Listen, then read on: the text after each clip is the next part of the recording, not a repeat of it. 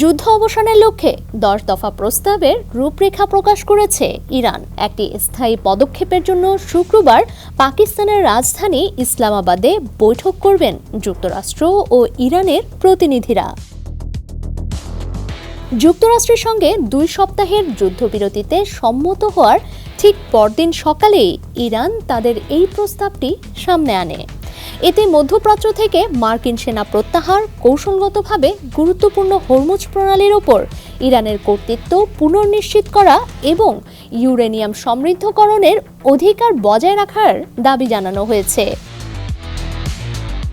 ধারণা করা হচ্ছে ইরানের এসব দাবির অনেকগুলোই গত মাসে মার্কিন মধ্যস্থতাকারীদের পেশ করা 15 দফা প্রস্তাবের সঙ্গে সরাসরি সাংঘর্ষিক। মার্কিন ওই প্রস্তাবটি কখনোই জনসম্মুখে আনা হয়নি, তবে নাম প্রকাশ না করার শর্তে নিউ ইয়র্ক টাইমসকে সংশ্লিষ্ট কর্মকর্তারা জানান, এতে ইরানের ব্যালিস্টিক ক্ষেপণাস্ত্র, পারমাণবিক কর্মসূচি এবং সামুদ্রিক বাণিজ্যের মতো স্পর্শকাতর বিষয়গুলো অন্তর্ভুক্ত ছিল।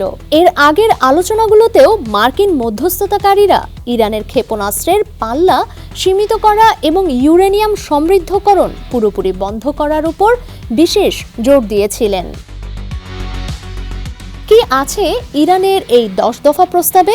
10 দফা প্রস্তাবে আছে ইরানের বিরুদ্ধে আগ্রাসন না চালানোর বিষয়ে যুক্তরাষ্ট্রের নিশ্চয়তা, হরমুজ প্রণালীর উপর ইরানের নিয়ন্ত্রণ বজায় রাখা, লেবাননে ইরানের মিত্র হিজবুল্লাহ সহ সব ফ্রন্টে আঞ্চলিক যুদ্ধের অবসান, মধ্যপ্রাচ্যের সব ঘাঁটি ও অবস্থান থেকে মার্কিন সেনা প্রত্যাহার, যুদ্ধের ক্ষয়ক্ষতির জন্য ইরানের ক্ষতিপূরণ দাবি, ইউরেনিয়াম সমৃদ্ধকরণের অধিকার, ইরানের উপর থেকে সব সরাসরি নিষেধাজ্ঞা প্রত্যাহার, ইরানের উপর থেকে সব পরোক্ষ নিষেধাজ্ঞা প্রত্যাহার, আন্তর্জাতিক পরমাণু শক্তি সংস্থা ইরানের বিরুদ্ধে যেসব প্রস্তাব দিয়েছে তা বাতিল করা, জাতিসংঘ নিরাপত্তা পরিষদে ইরানের বিরুদ্ধে থাকা সব প্রস্তাব বাতিল করা।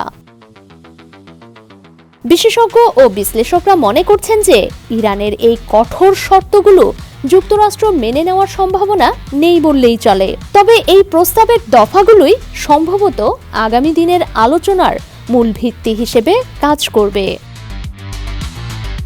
ডেস্ক রিপোর্ট, সমকাল।